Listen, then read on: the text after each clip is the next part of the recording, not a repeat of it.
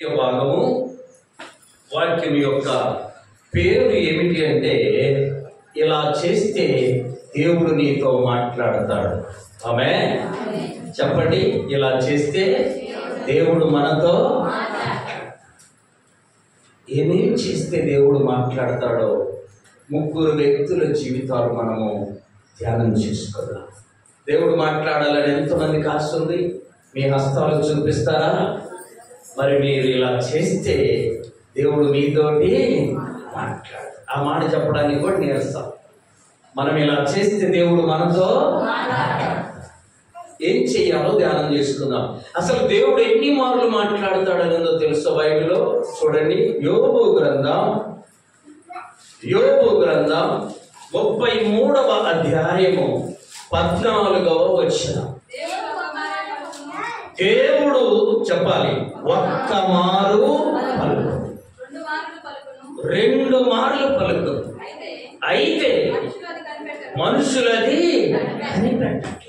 కనిపెట్టాలి. దేవుడు ఎన్ని మార్లు పలుకుతారు? 1 మారు లేదా 2 మార్లు పలుకుతారు. చాలా గొప్ప విషయాలు వారమంతా ప్రార్థన చేసి పట్టుకొస్తున్నాను. జాగ్రత్తగా వినండి, నేర్చుకుని అనుసరించండి. ఈ వారం దేవుడు మాట్లాడే రహస్యం చెప్తాను. దేవుడు ఏం చేస్తే మాట్లాడతాడో ఆ రహస్యం చెప్తాను. తప్పనిసరిగా మనం అది చేసి ఆయన మనతో మాట్లాడే స్థాయికి వస్తాం. ఆమేన్. దేవుడు ఎలా మాట్లాడతాడో నేర్చుకుందాం. అది చేసి ఆయనతోటి మనము మాట్లాడదాం. చూడండి, అక్కడ రాయబడిన మాట, దేవుడు 1 మారు పలుకును, 2 మార్లు కూడా పలుకును, కానీ మనుషులని గమనించటం లేదు, కనిపెట్టడం. అర్థమైందా? ఈ వారం మనం కనిపెడదాం. ఆమేన్. దేవుడు అందరినీ, ఎవరికి ఆయన పక్షపాతి కాడు, అందరినీ పిలుస్తాడు, అందరితో మాట్లాడతాడు. అయితే ఆయన పిలిచినప్పుడు మనుషులు పలకకుండా కనిపెట్టలేని వారిగా ఉంటున్నారు. 1 మారు పిలుస్తాడు, మరలా 2వ మారు కూడా పిలుస్తాడు. అయితే మనుషులు ఏం చేయట్లేదంట? కనిపెట్టట్లా. ఈ వారం తెలుసుకుని మనం కనిపెడదాం. చూడండి, ఆదికాండం ఒక వ్యక్తి జీవితాన్ని చూద్దాం. ఆదికాండం 17వ అధ్యాయము 3వ వచనం. అబ్రాము సాగిలపడి ఉండగా దేవుడు అతనితో, చెప్పాలి గట్టిగా, దేవుడు అతనితో మాట్లాడాడు. కాబట్టి అబ్రహాము సాగిలపడి ఉంటే దేవుడు ఆయనతో మాట్లాడాడు. మనం కూడా ప్రభు సన్నిధిలో సాగిలపడితే దేవుడు మనతో మాట్లాడతాడు. మొదటి సూత్రం, దేవుని యొద్ద మనం ఏం చేయాలి? సాగిలపడాలి. అప్పుడు దేవుడు మనతో. అబ్రహాము గొప్పవాడే, మనకంటే గొప్పవాడే, దేవుని యొక్క సన్నిధిలో గొప్పవాడే. అలా అని ఊరుకోలా. ఆయన ఏం చేశాడు? దేవుని సన్నిధిలో సాగిలపడ్డాడు. సాగిలపడితే దేవుడు ఆయనతో మాట్లాడాడు. మరి నీవు సాగిలపడుతున్నావా? అబ్రహాము అంత గొప్పవాడే దేవుని సన్నిధిలో సాగిలపడ్డాడు. సాగిలపడితే దేవుడు ఆయనతోటి మాట్లాడాడు. నీవు సాగిలపడి ఎంతకాలం అయింది? ఎలా సాగిలపడుతున్నావు? ఎంతకాలం నుండి సాగిలపడుతున్నావు? సాగిలపడే దానిలో క్రమం ఉంది, క్రమం. అలా సాగిలపడే క్రమము నీవు అనుసరిస్తే, నీవు కూడా దేవుని సన్నిధిలో సాగిలపడితే దేవుడు తప్పక నీతో మాట్లాడతాడు. ఆమేన్. ఇది మనం నేర్చుకోవాలి. చూడండి, 12వ అధ్యాయంలోనే, ఆదికాండం 12వ అధ్యాయంలో అబ్రహాము దేవుని యొక్క పిలుపు అందుకొని బయలుదేరి వస్తే 8వ వచనం, బయలుదేరి బేతేలుకు తూర్పుననున్న కొండకు చేరి. బేతేలు అనగా దేవుని, చెప్పండి, 100 సార్లు చెప్పుకోండి. మనం బేతేలు అంటే దేవుని. బస్ స్టాండ్ ఉంది, ఆ చర్చి పేరు బేతేలు చర్చి. చెప్పండి, ఏ చర్చి? మిమ్మల్ని చూసి వాళ్ళని మార్చుకోండి. ఇప్పుడు బేతాళపురంలో ఉంది కదా, బేతాళపురం చర్చి అంట. ఏ చర్చి? బేతాళపురంలో. బేతాళుడు అంటే కథలు చెప్పాడు. అక్కడ కథలు చెప్పే చర్చి కాదు, అది బేతేలు చర్చి. బేతేలు అంటే దేవుని మందిరం. దేవుని మందిరం. దేవుని మందిరంలో అబ్రహాము సాగిలపడి ఆ వచ్చిన చివరి నుండి అక్కడ ఆయన ప్రార్థన చేశాను. చదవండి ఆ మాట. బలిపీఠమును కట్టి దేవుని నామమున ప్రార్థన చేశాడు. సాగిలపడ్డాడు, చెప్పాలి, ప్రార్థన చేశాడు. సాగిలపడ్డాడు, ప్రార్థన చేశాడు. సాగిలపడ్డాడు. దేవుడు ఎందుకు మాట్లాడు? మందిరానికి వచ్చి సాగిలపడి నువ్వు ప్రార్థన చేస్తే నేను ఆరాధించే దేవుడు నీతో తప్పక మాట్లాడునుగాక. మరి ఆన్లైన్ ప్రేయర్కు రాలా చాలా మంది. అమ్మా ఎందుకు ఎందుకు ఎందుకు మనం దేవుని సన్నిధిలో సాగిలపడలేకపోతున్నాం? అన్నీ వదిలిపెట్టి కొంతమంది వచ్చి అదే పనిగా. ఈ మధ్య ఒక విషయం ఆశ్చర్యం వేసింది. కనిగిరి నుండి బాపట్ల పోయి ఒక కుటుంబం ప్రార్థన చూసుకుని ఆధారం తిరిగి వస్తుందంట. కనిగిరి ఎక్కడ? బాదాపురం దొనకొండలాగా ఉంది ఇది, చెప్పండి. లేదు, చాలా దూరం. కనిగిరి ఎక్కడ, బాపట్ల ఎక్కడ? వెళ్ళి ఆరాధన చూసుకొని ప్రార్థన చూసుకొని మరలా తిరిగి ఇంటికి, అంటే ఒక రోజంతా వాళ్ళు ఆ పని మీదే ఉంటున్నారు. మీ ఇంటి దగ్గర చర్చి పెట్టుకొని, మన ఇళ్లలో చర్చి పెట్టుకొని, మన దగ్గర చర్చి ఉంచుకొని ప్రార్థనకు రాకపోతే, మందిరానికి వచ్చి సాగిలు పడకపోతే దేవుడు ఎలా నీతో మాట్లాడతాడు? ఆలోచించు. నీకు ఆయుష్ ఇచ్చింది ఆయన కదా, సోమవారం వెళ్ళి పని చేసుకోవడానికి శక్తి ఇచ్చింది ఆయన కదా, నువ్వు ఆదివారం ఆయన దగ్గరికి రాలేకపోతే కదా. అబ్రహాము మందిరానికి వచ్చి సాగిలపడ్డాడు. ఎక్కడ? మందిరానికి వచ్చి సాగిలపడ్డాడు. దేవుడు అతనితో చప్పటి కొట్టి ప్రభుత్వం అయిపోయాడు. మొదటి స్తోత్రం. ఎన్ని పనులున్నా ఉదయం 6:30కు ఒక అమ్మాయి ఫోన్ చేసి, అయ్యా నేను బైబిల్ చదవాలా, ప్రార్థన చేయాలా, పేడపోయింది. మరి తిన్నామమ్మా అంటే 3 సార్లు తినడం ఎన్నిసార్లు? మరి అది ఎందుకు ఆబ్సెంట్ కాలా? ప్రార్థన ఆబ్సెంట్, చెప్పండి. బైబిల్ చదవడము భయంకరమైన తలనొప్పి ఉంది అమ్మాయికి. నేనేం సూత్రం చెప్పానంటే రోజుకి 7 అధ్యాయాలు చదవాలి వాక్యం, 3 మార్లు ప్రార్థన చేయాలి. ఇది ఎన్ని వందలు చెప్పండి? డబ్బులు పెట్టాల్సిన పని కదా.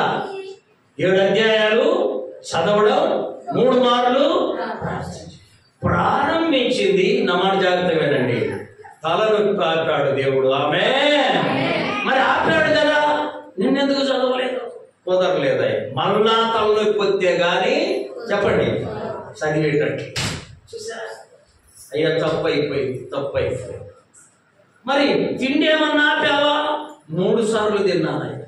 ప్రార్థన ఆపావు, వాక్యము ఆపావు, 3 మార్లు తింటం మాత్రము. ఇది ఆపలా. నేను రాత్రి చెప్పా కదా మన ఆన్లైన్ ప్రేయర్లో, కుజబండ గడితే కానీ అందరితో కలిసి వస్తా. అలాంటి పరిస్థితి తెచ్చుకోవచ్చు. శ్రేష్టమైన సంగతి ఏంటో తెలుసా? ఇక్కడికి వచ్చి నీవు సాంగిల పడితే దేవుడు నీతో మాట్లాడటమేగా. చూడండి, అబ్రహాము జీవితంలో 18వ అధ్యాయం 14వ వచనం, ఆది కాండం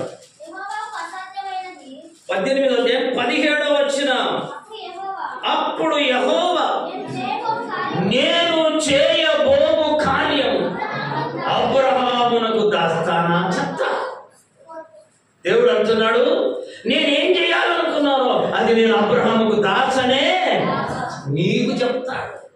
నువ్వు మందిరానికి వచ్చి నువ్వు మందిరంలో సాగిల పడితే దేవుడు ఏం చేయబోతున్నాడో నీకు ముందుగా చెప్తాడు. ఆమేన్. దేవుడు ఏం చేయబోయేది నీకు దాచనే. ఇప్పుడు మందిరంలో చేరి సాగిల పడడము నేర్చుకోవాలి. సాగిల పడడం చేయాలి. సాగిల పడడం చేయాలి. సాగిల పట్టం అంటే నిలబడటం కాదు. సాగిల పట్టం అంటే మంచం మీద కూర్చోవడము కాదు. సాగిల పట్టం అంటే కూర్చొని ప్రార్థన చేయడము కాదు. సాగిల పట్టం అంటే ప్రభు సన్నిధిలో మోకరిల్లడమే. ఆమేన్. కుర్రోళ్ళు కూడా మంచి అవరప్రాయాలు కూడా మోకరిల్లాలి. ఎంత బాధ! నాకే బాధ ఉంది, దేవునికి ఎంత బాధ ఆలోచించండి. ఇప్పుడు 70, 80 ఏళ్ళు 90 ఏళ్ళు వచ్చిన మోకరిల్లే వాళ్ళు ఉన్నారు. ఆమేన్. నువ్వు ఇప్పుడే మోకరిల్లకపోతే ఇంకెప్పుడు మోకరిల్లుతావు? మోకరిల్లు, ప్రభు సన్నిధిలో మోకరిల్లు. దేవుడు ఆయన చెయ్యబోయేది నీకేం చేస్తాడు? తెలియచేస్తాడు. ఆమేన్. నేను చెయ్యబోయే కార్యం అబ్రహాముకు దాస్తానా? దాచను, చెప్తాను అంటున్నా. ఇంకా చూడండి, అబ్రహాము జీవితంలో 20వ అధ్యాయం 17వ వచనం. అబ్రహాము దేవుణ్ణి ప్రార్థన చేయగా దేవుడు అబీమెలెకును అతని భార్యను అతను దాసీలను ఏం చేశాడు? బాగు చేశాడు. అంటే అబ్రహాము గారు స్వస్థత వరము కూడా పొందుకున్నాడు. ఆమేన్. కింద చూడండి, అక్కడ అబ్రహాము యొక్క భార్య శారాను బట్టి అబీమెలెకనే రాజు ఇంటిలో దేవుడు ప్రతి స్త్రీ గర్భాన్ని మూసివేశాడు. ఇప్పుడు అబ్రహాం ప్రార్థన చేస్తే వాళ్ళందరినీ దేవుడు ఏం చేశాడు? బాగు చేశాడు. వారి గర్భాన్ని తెరిచాడు. గర్భఫలం ఎందుకు రాదు? ఎందుకు రాదు? ఒక సహోదరి ప్రార్థనకు వచ్చింది, అయ్యా గర్భఫలం లేదు, 10 ఏళ్ళు అయింది పెళ్లి. అంటే నేను ఆ నోట దేవుడు ఒక మాట చెప్పించాను, 3 నెలలు ఆబ్సెంట్ లేకుండా ఆరాధనకు రామా, దేవుడు నీకు మంచి కొడుకుని ఇస్తాడని చెప్పాడు. ఆమె వచ్చింది, కొడుకునిచ్చాడు. చప్పటి కొట్టి ప్రభు వైపు ఆ నెల 4 చేతి 4 వచ్చారు. సంవత్సరానికి 4 పట్టుకొచ్చింది, మంచిదే. 4 నేను చెప్పిన మాట విన్నారు. 2వ వారం ఒక ఆమె రాల, 3వ వారం ఇంకొక ఆమె రాల, 4వ వారం ఇంకొక ఆమె. మరి ఎందుకు వస్తాయి? నువ్వు ప్రభు సన్నిధికి వచ్చి సాగిల పడడం నేర్చుకొని ఆయన వైపు చూస్తుంటే ఆయన నీతో మాట్లాడతాడు. ఆమేన్. మాట్లాడే మాట్లాడతాడు. ఇప్పుడు అబ్రహాముకు దేవుడు ప్రార్థన చేస్తే బాగయ్యే స్వస్థత వరము కూడా ఇచ్చాడు. నీకు కూడా ఇస్తాడు. ఆమేన్. నీకు కూడా ఇస్తాడు. నువ్వేమి అబ్రహాము కంటే తీసివేసిన వాడిని కాదు. నీకు కూడా ఇస్తాడు. నీకు కూడా స్వస్థత వరము ఇస్తాడు. ఎప్పుడు మందిరానికి రావాలి, ప్రభు సన్నిధిలో సాగిలపడాలి, ప్రభు నామమును బట్టి ప్రార్థన. అబ్రహాము జీవితంలో ఈ 3 కార్యాలను బట్టి అబ్రహామును దేవుడు అన్ని విషయాలు చూడండి. 24వ అధ్యాయం ఆదికాండం. అన్ని విషయములలో యెహోవా అబ్రహామును ఆశీర్వదించి. ఎంత బాగుంది మాట! ఎన్ని విషయాలు? అమ్మ నోటి నిండా చెప్పండి, ఎన్ని విషయాలు? ఎక్కడ కొరత. కారణం మందిరములో సాంగిల పడడం నేర్చుకున్నాడు, ప్రార్థన చేయడము నేర్చుకున్నాడు. ఎంత గొప్ప! ఇప్పుడు చూడండి, 18వ అధ్యాయానికి వద్దాం. ఆదికాండం 18వ అధ్యాయము 18వ అధ్యాయము 2వ వచనం. అతడు కన్నులెత్తి చూచినప్పుడు 3 మనుషులు అతని ఎదురుగా నిలబడి, అతడు వారిని చూసి గుడారపు వాకిలి నుండి వారిని ఎదుర్కొనుటకు పరిగెత్తి నేల మట్టుకు వంగి సాగిలపడ్డాడు. చూసారా?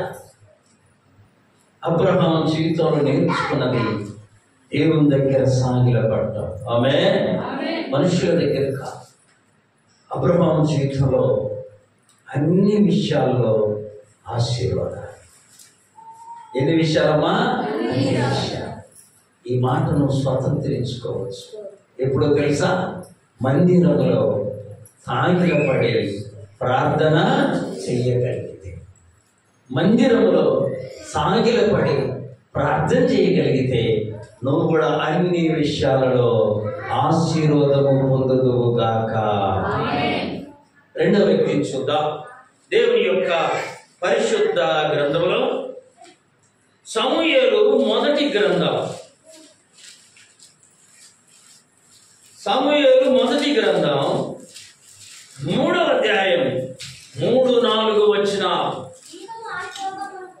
దీపము ఆరిపోక మునుపు సమూయేలు దేవుని మందసమున్న దేవుని మందిరంలో, చెప్పాలి, మా ఇంటికి ఒక సేవకుడు సేవకురాలు భార్య భర్తలు వచ్చారు. చాలా పెద్దోళ్ళు, చాలా ఆస్తిపరులు, చాలా గొప్పోళ్ళు. వస్తే వాళ్ళు వచ్చారని మేమంతా ఇల్లంతా, చెప్పండి, చంద్రబందర చేద్దామా, శుభ్రం చేసి స్ప్రేలు కొట్టి బెడ్రూమ్ అంతా అలే సిద్ధం చేసి మా అంతా అన్నట్టు చేసి సిద్ధపరిస్తే భోజనం చేసి మేము మందిరంలో పడుకుంటాం. అయ్యా చప్పట్లు పెట్టండి. ఎక్కడ పడుకుంటారంట? మీకోసం కొత్త బిడ్డ అయ్యా, మీకోసం మంచిగా స్ప్రే కొట్టా, నీటికి చేసిన వాళ్ళు అంటున్నారు. మాకు అక్కడ అవసరము చాప తిండు. చెప్పండి, చాప. నువ్వెవరింటికన్నా వెళ్ళి ఆ కోరిక కోరావా?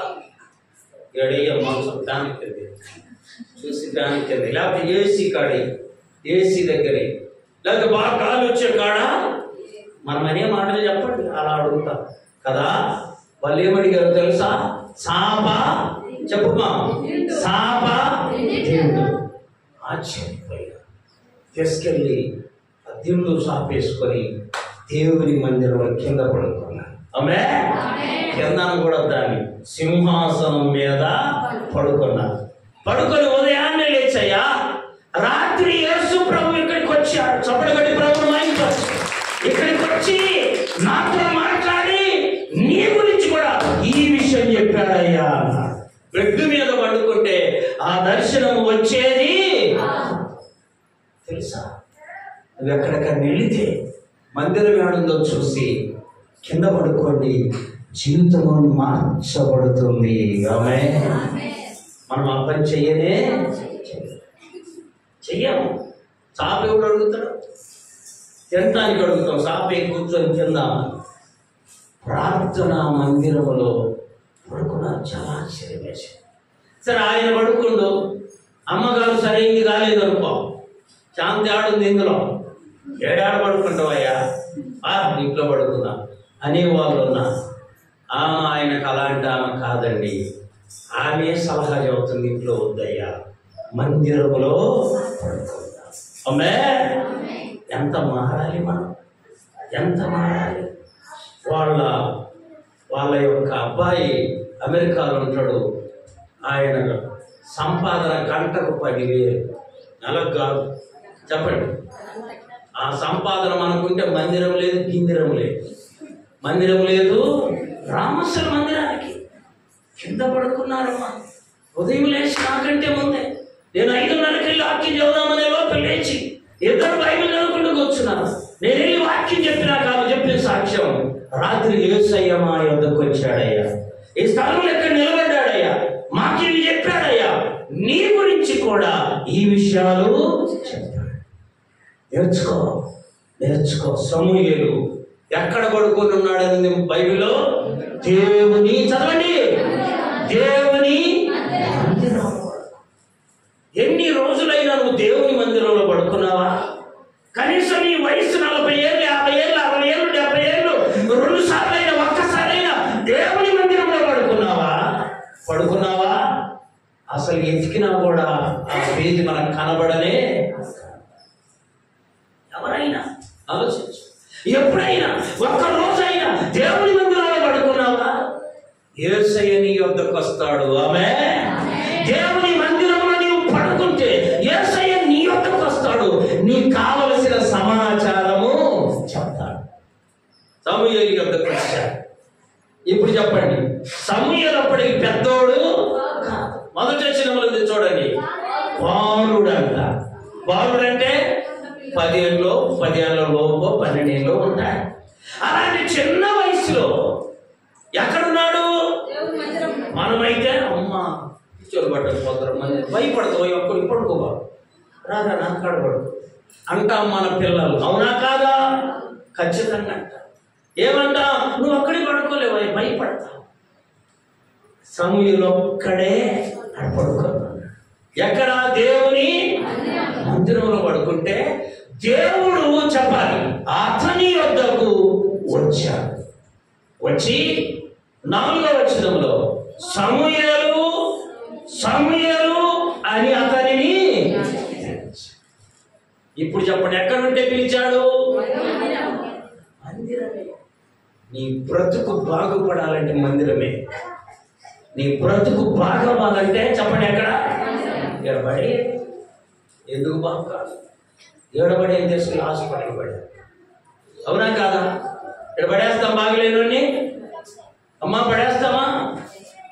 హాస్పిటల్, ఈ హాస్పిటల్, ఆ ఊరు బాగుంది, ఈ ఊరు బాగుంది. అసలు ఇక్కడ బాగు చేసే దేవుడు ఉన్నాడు. ఆమేన్. సమూయేలు బాలుడుగా ఉండగా ఎక్కడ బ్రతికాడనుంది? మందిరంలో బ్రతికాడు. మందిరంలో ఉంటే దేవుడు అతని యొద్దకు వచ్చాడు. వచ్చి పేరు పెట్టి అతనిని పిలిచాడు. అయిపోయింది కదా? ఇంకో గొప్ప సంగతి ఉంది ఇందులో. ఏంటో తెలుసా? దీపము ఆరిపోకముందు. ఎప్పుడు? దీపము. దీపం అనగా ప్రాణం. దీపం అంటే సామెతలో ఉంది, నరుని ఆయువు యెహోవా పెట్టు కదా. ఈ దీపం ఆరిపోకముందే నువ్వు మందిరానికి రావాలి. ఆరిపోకముందే దేవుడు నీతోటి ఆరిపోయినోడితో ఆయన మాట్లాడనే కదా. ఈ పొందిలో ప్రాణం ఉండగానే మందిరానికి రావాలి, సాగిల పడాలి, ప్రార్థన చేయాలి. అప్పుడు దేవుడు నీతోటి మాట్లాడాలి. ఈ దీపం మారిపోయింది అనుకో, అసలు ఆయన నీతో ఇక మాట్లాడనే మాట్లాడు. ఆరిపోయే లోపే నువ్వు ప్రభు బిడ్డగా మారాలి, ప్రభు సన్నిధిలో సాగిల పడాలి, ప్రభు నామమును బట్టి ప్రార్థన. అప్పుడు దేవుడు మాట్లాడతాడు. బైబిల్లో ఒక గొప్ప ఉపమానం రాయించాడు దేవుడు, గొప్ప సంగతి రాయించాడు దేవుడు. దీపం మారిపోయింది ఒకటికి. ఏమైంది? దీపం ఆరిపోయింది. నరకంలో పడ్డాడు. పడ్డాక అప్పుడు దేవుడితో మాట్లాడదాం అనుకుంటున్నాడు. ఇప్పుడు సాధ్యము కాదు. లూకాసు వార్తలు మనం చూస్తాం. ధనవంతుడు ఎప్పుడు మాట్లాడాలనుకుంటున్నాడు? దీపము ఆరిపోయినాక. తండ్రివైనా అంతకు ముందు పిలవల. దీపం ఉన్నంత కాలం పిలవల. నీ ఒంట్లో శక్తి ఉన్నంత కాలం నీ ఇష్టం వచ్చినట్టు జీవించి, శక్తి లేనప్పుడైనా కనీసం మందిరానికి వచ్చేవాళ్ళు కొంతమంది, అప్పుడు కూడా రానోళ్ళు కొంతమంది. ధనవంతుడట చదువు ప్రారంభించగానే అతని గురించి ఏమనుందో తెలుసా? ధనవంతుడు ఒకడు ఉండెను, అతడు ఓదారంగు వస్త్రం అంటే ఊతే లేచిపోతాయి కదా, అంటే అంత పతల, అంత విలువైన మంచి విలువైన వస్త్రాలు వేసుకున్నాడు. తర్వాత ప్రతిదినము బహుగా సుఖపడచ్చు. ఈ వాక్యాలు గుర్తుండాలి. ఎలా ఉన్నాడు ధనవంతుడు? ధనవంతుడు ఒకడు ఉండెను, అతడు ఓదారంగు వస్త్రములు ధరించుకొని ప్రతిదినము బహుగా సుఖపడచ్చు. ఎప్పుడెప్పుడు సుఖం? ప్రతిదినం బహుగా సుఖపడచ్చు. నేను ఒక ఇంటికి వెళ్తే ఉదయాన్నే ఫిష్ ఫ్రై అంటే చేప ఫ్రై చపాతి పెట్టారు. అంటే వాళ్ళు తింటలేదు, నాకు ప్రత్యేకంగా ఇంత కాస్ట్లీ భోజనం తింటున్నారు ఈ ఉదయాన్ని అనుకుంటే, మధ్యాహ్నం మటన్ ఫ్రై భోజనం, సాయంకాలం రొయ్య ఫ్రై భోజనం, ఇంకా కొవ్వు వెనక్కి ఏం జరుగుద్ది చెప్పండి. చూసారా, ఈ 3 అయిపోయినాక ప్రార్థన లేదు. 3 అయిపోయిన తర్వాత టీవీ చూసి చూసి ఒకళ్ళు వెళ్ళి పడుకొని. చూసారా, నేను కూడా గుర్తు చేయలే, ఎంత మంచి ఆహారం తిన్నారు కదా, ఇంత ప్రార్థన చేస్తారేమో అనుకున్నా నేను. ఎంత ప్రార్థన కూడా. ఈ మధ్య ఫోన్ చేశాయ్యా, లివర్లో ఎక్కడమ్మా, లివర్లో కొవ్వు పెరిగిందయ్యా, ప్రార్థన చేయి. ఎందుకు ఉదయం చేప చెప్పండి, మధ్యాహ్నం మాంసం, రాత్రికి రొయ్య, కొయ్యి వెనకే పెరుగుద్దయ్యా, అవి తగ్గి ప్రార్థన మొదలు పెట్టు. అది లేదు, అది లేదు. నిద్ర వచ్చిందాక టీవీ చూసి నిద్రపోయి. చూసారా, జాగ్రత్త. ఈ మాటలు దేవుడు ఈరోజు మనకి వినిపిస్తున్నది ఎందుకో తెలుసా? మందిరములోనే పడుకుందుముగాక. ఒకవేళ నువ్వు ఆన్లైన్ ప్రేయర్కి వచ్చి ఉండలేకపోతే పడుకో. నీ శరీర బలహీనతను బట్టి నువ్వు పడుకుంటే చెయ్యగలిగేది ఏమి? ఆడబోయి కొరక పెట్టే బదులు చెప్పండి, ఇక్కడే పడుకో. సమూయేలు ఎక్కడ పడుకున్నాడు? బైబిల్లో చక్కగా రాయబడింది, మందసం ఉన్న దగ్గర దేవుని మందిరంలో సమూయేలు పడుకొని ఉంటే దేవుడు ఆయనను పిలిచాడమ్మా. మందిరములు పడుకో, మందిరములు పడుకు. ఎప్పుడైనా ఆలోచించాలి, నువ్వు మందిరంలో పడుకోవడం నేర్చుకుంటే అప్పుడప్పుడు ప్రభు వచ్చి నీతోటి మాట్లాడతాడు. ఇప్పుడు నా జీవితంలో చాలాసార్లు చాలా మందిరాల్లో పడుకున్నాను. ఆమేన్. మరి నువ్వు కళ్ళు మూసుకొని లెక్కేసుకో. గుణదల పోయి రోజు అన్న పడుకున్నావు, మందిరంలో పడుకున్నావు, ఈ చెట్టు కింద పడుకున్నావా, వీళ్ళు 7 పరుగు మీద పడుకున్నావు. మందిరంలో పడుకమ్మా.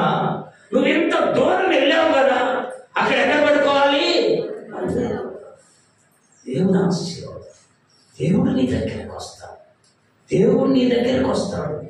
దేవుడు నీతోటి చెప్పాలి, నీతోటి. ఎప్పుడు దీపము ఆరిపోయినాక ఉంచాను నేను, దీపం ఆరిపోయినాక నిన్ను ఇక్కడ ఉంచాను, తీసుకెళ్ళి పాతి పెడతా కదా. ధనవంతుడు అప్పుడు అడుగుతున్నాడు, ఏమన్నా తెలుసా? తండ్రివైన అబ్రహామా, నా యందు కనికరపడి తన వ్రేలు ముంచి నీళ్ళలో నాకు ఇవ్వడానికి లాజరును కాదు కదా ఎవరిని పంపడా. బైబిల్ ఏం రాయబడింది అక్కడ? నా కుమారుడా, అక్కడి వారు చదవండి, ఎక్కడి వారు అక్కడికి రాకుండా మధ్య పెద్ద అగాధం ఉందయ్యా, మధ్య. కాబట్టి దేవుని మందిరములో ప్రార్థించే, దేవుని మందిరములో సాగిలపడు, దేవుని మందిరములో నిదానులుగా దేవుని స్తుతించు, దేవుని మందిరములో నిద్రపో. ఆమేన్. మందిరంలో ఒక రాత్రి అంతా నిద్రపో, ప్రార్థన చేసుకో. ఇప్పుడు జామున వచ్చి దేవుడు నీతో మాట్లాడునుగాక. సమూయేలు జీవితం ధన్యమైపోయింది. ఆమేన్. ప్రభు సన్నిధిలో, ప్రభు మందిరంలో పడుకుందా. ఎంత గొప్ప సంగతి. ఇప్పుడు చెప్పనా, ఇంకా వాళ్ళతో పాటు తబల కొట్టి ఆయన వచ్చాడు. సేవకులు 2 కింద పడుకున్నారు మందిరంలో అని చెప్పా కదా. వాళ్ళతో పాటు డ్రైవరు తబల కొట్టి వాళ్ళు వస్తే వాళ్ళు అంటున్నారు, మాకు లాడ్జి బుక్ చేయి సార్. ఏం బుక్ చేయాలి? లాడ్జి రూమ్ బుక్ చేయి. కారు నడిపడికేమో లాడ్జి రూమ్ కావాలి. కారులో కూర్చుని ఆయన ఏడబడుకోండు చెప్పండి. రోమీయులకు రాసిన పత్రిక 12వ అధ్యాయము 16వ వచనం. ఏడ్చేవారు చేడుబడి ఒకనితోనొకడు మనస్సు కలిగి ఉండుడి, హెచ్చువాటి యందు మనసుంచక, ఏటి యందు తక్కువాటి యందు ఆసక్తులై ఏటి ఎందు మనసు చర్చిలో ప్రార్థన చేసుకుని పడుకుంటా ఎంత బాగుంటుంది, ఎంత ప్లీజ్ అవుతుంది, ఆ మాట ఎంత బాగుంటుంది, దేవునికి ఎంతో ఇష్టం. చూసారా, డ్రైవర్ గాడేమో లాడ్జీలో రూమ్లో బ్రహ్మాండంగా పడుకుంటే ఫ్యాన్ వేసి వేసుకొని వాడి దగ్గరికి దేవుడు వస్తాడా అమ్మా? అంతకుముందు ఆడ సైతాను పనులు చేసిన వాళ్ళందరూ సైతాను పెట్టుంటారు. అర్థమైందా? మందిరంలో బ్రతకడానికి తీర్మానం చేసుకో. ప్రభువు నిన్ను మాట్లాడి నిన్ను హెచ్చించి బలపరిచి దీవించునుగాక. మూడో వ్యక్తిని చూద్దాం. దేవుని యొక్క పరిశుద్ధ గ్రంథంలో క్రొత్త నిబంధన పొందాం. అపోస్తుల కార్యముల గ్రంథం 10వ అధ్యాయము 3-4 వచనాలు. అప్పుడు ఈ పగలు ఇంచుమించు 3 గంటల వేళ దేవుని దూత అతని యొద్దకు వచ్చి, ఇక్కడ కూడా కొర్నేలి అని పిలిచాడు. అంటే నీ పేరు దేవునికి బాగా నీ పేరు పెట్టి పిలుస్తా. ఆలోచించాలి, పేరు పెట్టి పిలిచే డౌట్ లేదు. కొర్నేలి అమ్మ వినండి, పగలు 3 గంటలకి ఆయన ఏం చేస్తున్నాడు? ఇప్పుడు ఎమ్మంటే మనకెళ్ళి తిప్పుకుందాం ఈ చెయ్యి ఏడు. నువ్వు ఎప్పుడన్నా పగలు 3ంటికి ప్రార్థన చేసావా? నేను అది జరిగినప్పటి నుంచి 3 నుండి 4 ప్రతి సాయంకాలం ప్రార్థన సమయం. ప్రతిరోజు సాయంకాలం 3 నుండి 4 అది ప్రార్థనా సమయముగా ఉండునుగాక. ఎప్పుడైతే కొర్నేలి ఈ పని చేస్తున్నాడో దేవుని దూత అతని యొద్దకు వచ్చి, చూసారా 3 గంటలకి ప్రార్థనా కాలం అది. ఇంకో చోట ఉంది చూడండి, అది అపోస్తుల కార్యముల గ్రంథం 3వ అధ్యాయం 1వ వచనం. పగలు 3 గంటలకి ఏ కాలం అంటది? ఏ కాలం కాదు, ఏ కాలం? 3 గంటలకు నీ ఇంట్లో ప్రార్థన వినపడాలి. చప్పట్లు కొట్టి ప్రభు వచ్చి నీ దగ్గరకు వచ్చి నిన్ను పేరు పెట్టి అయ్యో 3 గంటలకి నిద్రపోవద్దా అంటారేమో. 1 గంటకే తినదు, దానికి లైసెన్స్ ఏమి లేదుగా. లైసెన్స్ తీసుకోవాలన్నా ఎన్ని గంటలకు తినేది నీ ఇష్టంగా. 1 గంటకు తిను, 3 దాకా నిద్రపో. 3కి లేచి ప్రభు సన్నిధిలో ప్రార్థన చేయమ్మా. దేవుడు నీ వద్దకు వచ్చి నీకు పేరు పెట్టి కొర్నేలిని పిలిచి దేవుడు కొర్నేలితో మాట్లాడుతా ఉన్నాడు. ఆమె పిలిచి ఊరుకోలా, కొర్నేలితో మాట్లాడుతున్నాడు. ఏమని తెలుసా?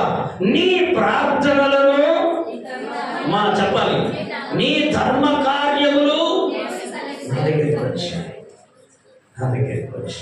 ఆలోచించండి, మన ప్రార్థన, మన ధర్మ కార్యం దేవుని సన్నిధికి తప్పక చేరునుగాక. మరి ప్రార్థన ఉండాలి. రెండవది చెప్పండి, మన వల్ల కాదని జీవితం అంటారా? ధర్మ కార్యాలు ఉండాలి.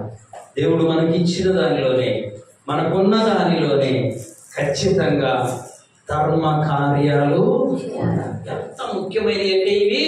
చూడండి, మత్తయి సువార్త, బైబిల్ ఉన్న వారందరూ చూడండి, మత్తయి సువార్త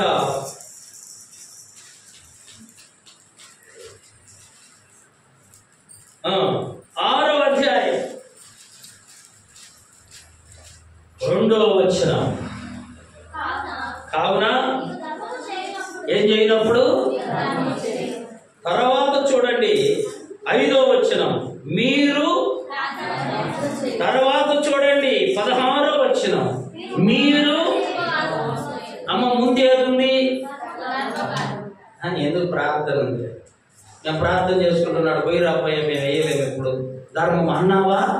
ప్రార్థన తర్వాత. ముందేముంది?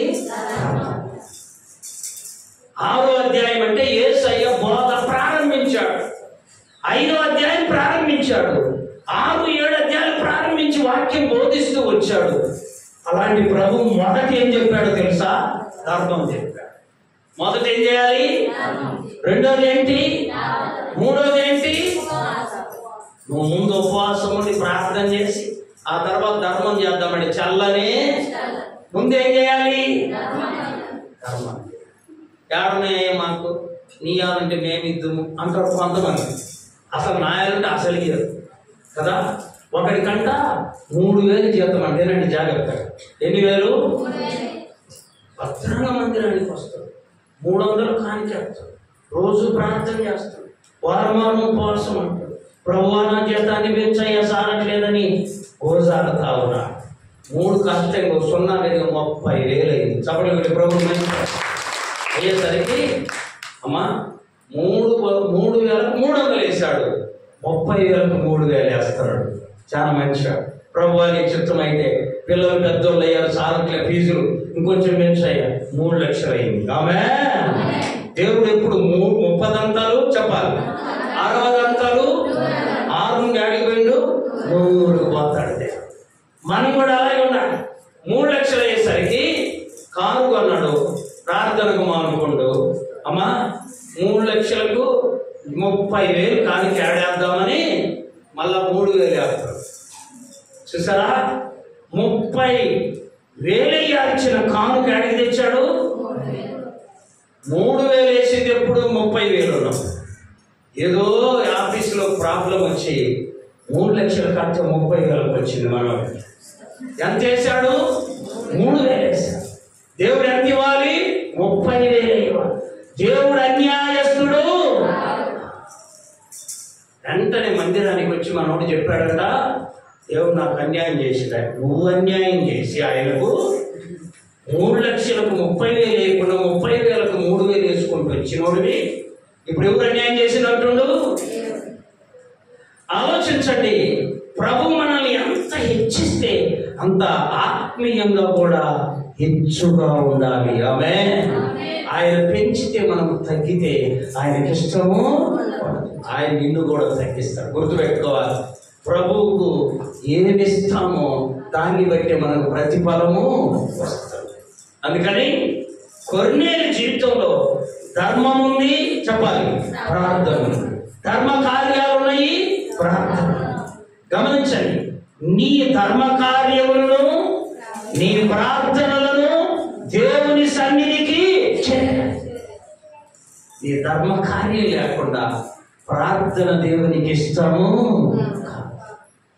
అందుకని యోహాను గారు రాసిన మొదటి యోహాను పత్రికలో ఉందో, నువ్వు కనబడే నీ సహోదరుని ప్రేమించకుండా కనబడని దేవుని ప్రేమిస్తానంటే ఎలా? నీ కంటికి కనబడని సహోదరుని ప్రేమించు, వానికి సహాయము దేవుడు చెప్తాడు. ఆలోచించండి. కొర్నేలంటే దేవునికి ఎందుకు ఇష్టమో తెలుసా? వట్టి ప్రార్థన కాదమ్మా. ఏమన్నాయి చెప్పండి? ధర్మ కార్యాలు ఉన్నాయి. నీ జోబిలో ఉండగా ఎంతో కొంత ధర్మం చేయడానికి ఇష్టపడదాము. ఆమె అది దేవుడు మెచ్చుకునే. దేనికంటే ఎక్కువ? ప్రార్థన కంటే ఎక్కువ. ధర్మకార్యం దేనికంటే ఎక్కువ? ఉపవాస ప్రార్థన కంటే. అందుకే దేవుడు ధర్మము, ప్రార్థన, ఉపవాస ప్రార్థన. ధర్మము, ప్రార్థన, ఉపవాస. నువ్వు ఉపవాసం ఉండి ధర్మం చేయకపోతే అది దేవునికి ఇష్టము. దేవుడు నిన్ను హెచ్చించిన దానిని బట్టి దేవునికి ఇవ్వాలి. మనుష్యులకు నీ చేతితో ధర్మ కార్యాలు చేయాలి. దేవుడు మనందరికీ అలాంటి ఆలోచన ఇచ్చునుగాక. కొర్నేలి దేవుడు మెచ్చుకున్న ప్రార్థన పరుడండి. ఎన్ని గంటలకు చేస్తున్నాడు ప్రార్థన? తెల్లవారుజామున కాదు, పగలు 3 గంటలు. దానికి ఉన్న బైబిల్లో ప్రత్యేకమైన పేరేంటో తెలుసా? ప్రార్థనా కాలం. ఏ కాలం? బైబిల్లో కొన్ని కాలాలు ఉన్నాయి. యవ్వన కాలం కదా, ప్రార్థన కాలం. గమనించండి. ఈ కాలాల్లో ఆయా కాలాల్లో కాలానుగుణంగా మనము ఖచ్చితంగా నడుచుకోవాలి. ఆమేన్. కొర్నేలిని దేవుడు పిలిచి అంటున్నాడు, నీ ప్రార్థనలను నీ ధర్మ కార్యములను దేవుని యొద్దకు చేరేయ్యా. నువ్వు యొప్పేకు మనుషులను పంపి అక్కడ ఒక పాస్టర్ ఉన్నాడు, సేవకుడు, ఆయన్ను పిలిపించుకోవాలన్నాడు. అంటే ఏం చేస్తున్నాడు? ధర్మం చేస్తున్నాడు చెప్పాలి, ప్రార్థన కూడా చేస్తున్నాడు, కానీ ఈయనకు వాక్యం చెప్పే సేవకుడు అవసరం. ఆమేన్. నువ్వు ప్రార్థనా పరురాలివైనా, నువ్వు ధర్మం చేసే దానివైనా నీకు వాక్యం చెప్పేవాడు అవసరం. వాక్యం చెప్పే మందిరం అవసరం. నువ్వు ప్రార్థనా పరురాలివైనా సరే మందిరానికి రావాలి, వాక్యము జాగ్రత్తగా వినాలి. కొంతమంది అంటుంటారు కదా, మనం కూడా అప్పుడప్పుడు అని ఉంటాం, ఏమని? ఆ ప్రార్థనకు పోతే నా దేవుడు మా ఇంట్లో చేసుకుంటాలే, ఇంట్లో చేసుకున్నా కూడా దేవుడు వింటాడు అనుకుంటా. కొర్నేలు ఇంట్లో చేసుకుంటున్నాడు. తర్వాత దేవుడు ఏం చెప్పాడు? సేవకుని పిలిపించుకొని నువ్వు క్రమము నేర్చుకో, ప్రార్థన చేయించుకో. చూసారా, సేవకుడు వచ్చాడు, ఆ ఇంటిలో ప్రార్థన పెట్టాడు, ఆ ఇల్లు దీవెనకరంగా మారిపోయింది. వాక్యం వింటున్నాం, ఆలోచించండి. ఎంత కాలమైంది నీ ఇంట్లో సేవకుడు వచ్చి ప్రార్థన చేసి? అమ్మా, ఎంత కాలమైంది నీ ఇంటికి ఒక సేవకుడు వచ్చి వాక్యం చెప్పి? ఎంత కాలమైంది నీ ఇంటిలో కుటుంబ ప్రార్థన ఏర్పాటు చేసి?